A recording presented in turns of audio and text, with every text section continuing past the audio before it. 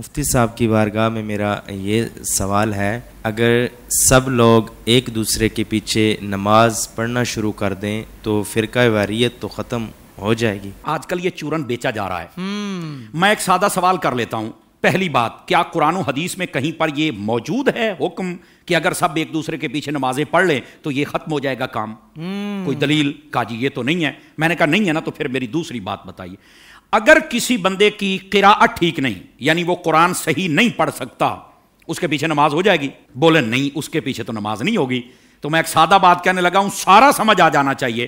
جس کا قرآن ٹھیک نہیں ہے، جب اس کے پیچھے نماز نہیں ہوتی، تو جس کا ایمان ٹھیک نہیں ہے اس کے پیچھے ہماری نماز کیسے ہو جائے گی؟ کیا کہنے علامہ صاحب۔ بات دراصل یہ نہیں کہ کس کے پیچھے نماز پڑھنی، بات یہ کہ جو مصلی پر کھڑا ہے نا، آپ نے دیکھنا اس کا عقیدہ بھی درست ہے کہ نہیں ہے۔ جی جی جی جی جی میں آپ کو اس سے بھی ایک سادہ مثال دے دیتا ہوں۔ دیکھیے، ہم پیچھے کھڑے ہیں، ہم نے کہا پیچھے سے امام کے اللہ اکبر، بھائی جو مصلی پہ کھڑا ہے حضرت، وہ بھی تو دیکھو نا، یہ کس امام کے پیچھے ہے؟ آیا کہ یزید کو امام کہنے والا ہے یا حسین کو امام کہنے والا ہے؟ کیا کہنے، تو ذرا اس بات کو سمجھو نا۔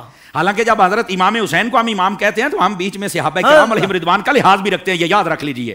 لیکن میں نے ایک اشارہ دیا ہے، آقا کریم علیہ السلام نے ارشاد فرمایا، ان اللہ اختارنی واختار لی اصحابی واختار لی منہم اربعہ۔ فرما اللہ نے سب سے پہلے میرا انتخاب فرمایا، میرے بعد میرے صحابہ کا انتخاب فرمایا، پھر میرے لیے ان میں سے 4 کو چنا، حق 4 یار بھی آ گئے، ٹھیک ہے۔ پھر اس کے بعد فرمایا، اس کے مختلف پہلو آگے ہیں، مختلف الالفاظ والطرق والسند، یہ روایت ہے، لیکن ایک روایت یہ بھی ہے، فرمایا ان قریب ایک قوم آئے گی، ینتقصونہم ویسبون اصحابی، جو میرے صحابہ کرام میں سے نقص نکالے گی، عیب نکالے گی اور گالیاں دے گی۔ فرمایا جب یہ آئے تو حضور ہم نے کیا کرنا ہے؟ فرمایا لا تواکلوہم ولا تشاربوہم ولا تسلموا علیہم ولا تسلوا معہم ولا تناکحوہم، او کما قال علیہ السلام۔ میرے آقا کریم علیہ السلام نے فرمایا، نہ ان کو سلام کہنا ہے، نہ جواب دینا ہے، نہ رشتہ دینا ہے، نہ لینا ہے، نہ روٹی پکا کے ڈالنی ہے، نہ ان کے ساتھ کھانی ہے۔ اور میرے نبی کریم علیہ السلام نے فرمایا، مر جائیں تو جنازہ نہیں پڑھنا، ان کے ساتھ نماز نہیں پڑھنی، سمجھ آ رہی؟ ان کے ساتھ نکاح نہیں کرنا۔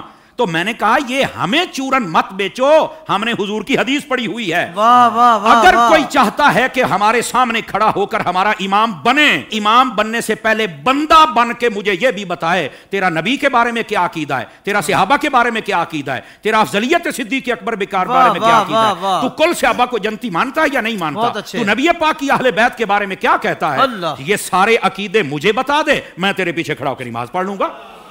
کیا کہنے، کیا کہنے۔ ویسے یہ جو نمازوں کا شوق ہے نا، میں صرف اتنی بات بتا دوں بھائی جان، یہ ترمذی شریف میں روایت موجود ہے، ایسی روایات جب آتی ہیں تو پھر بیٹھ جاتے ہیں کیڑے مکوڑے، یتیم العلم یزید الفکر، وہ بیٹھ کے کہتے ہیں کہ نہیں یہ یوں نہیں، یہ یوں نہیں، یہ ٹھیک نہیں۔ میں نے کہا حضرت جب آپ کی اصل ہی ٹھیک نہیں تو آپ کو یہ بات کیسے سمجھ آئے گی؟ نبی پاک علیہ السلام تشریف فرما ہے، ایک شخص آ گیا، اس نے کہا حضور فلاں شخص فوت ہو گیا، جنازہ پڑھانا۔ فرمایا ہم نے نہیں پڑھانا اس کا، حالانکہ مشکات شریف پڑھ لو، حضور نے فرمایا جب کوئی فوت ہو جائے مجھے بتا کرو، جنازے میں پڑھاؤں گا۔ جی آپ اس بات کا اظہار فرمایا کرتے تھے کہ جنازہ میں نے پڑھانا، میں نے مفہوماً و مختصراً بات سنائی ہے، اس کا جنازہ کیوں نہیں پڑھا؟ جب سوال پوچھا گیا تو آقا کریم علیہ السلام نے فرمایا، انہ کان یبغض عثمان ابن عفان، یہ میرے عثمان سے بغض رکھتا ہے۔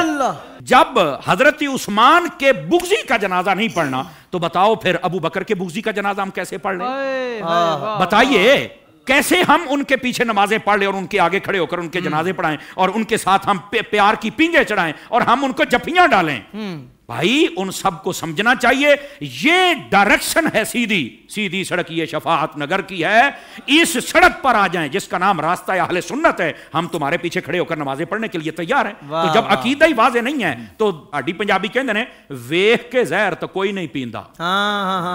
حضور شاہ صاحب ہماری پنجابی ویکھ کے زہر تو کوئی نہیں پیندا، تو پھر ہم تو نہیں پی سکتے۔ ویسے اگر کسی کو زیادہ شوق ہو نا، بس نہیں وہ قرآن پڑھتے ہیں تو چھوڑو جی چھوڑو، داڑھی بھی ہے تو چھوڑو جی چھوڑو، مصلی پہ ہے، تو میں نے کہا آبا صاحب اللہ کی تفسیر اٹھا کے دیکھ لے، یہ تیرا شوق بھی پورا ہو جائے گا۔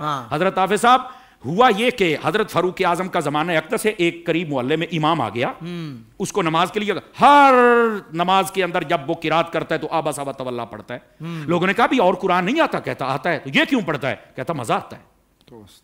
اچھا، انہوں نے کہا ذرا حضرت فاروق اعظم کی خدمت میں لے کے چلے۔ حضرت فاروق اعظم کو بتا، آپ نے طلب فرما لیا، واقعہ لمبا ہے، آپ نے طلب فرما لیا۔ آپ نے جب طلب فرمایا تو آپ نے کہا کیوں پڑھتا ہے؟ کہتا ہے مجھے نا اصل میں مزہ آتا ہے، اس لیے کہ اس میں معاذ اللہ اس کی سوچ دیکھو، پڑھ سب کچھ رہ گئے لیکن سوچ دیکھو اس کی۔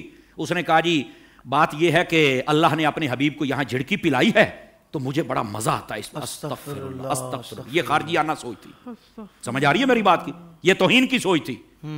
یہ کامل و اکمل لوگوں کا یہ شیوہ ہی نہیں ہوتا. اور ایسی جو ہمارے سامنے مثالیں ہوتی ہیں نا, وہ ہمیں سمجھنے کے لیے مثالیں ہوتی ہیں, اور پھر ایسے لوگوں کا حشر کیا وہ بھی سننا ذرا, ٹھیک ہے. حضرت فاروق اعظم نے, اچھا تجھے مزہ آتا ہے, کہا بالکل. آپ نے تلوار منگائی اور 2 ٹکڑے کر دیے اس کے.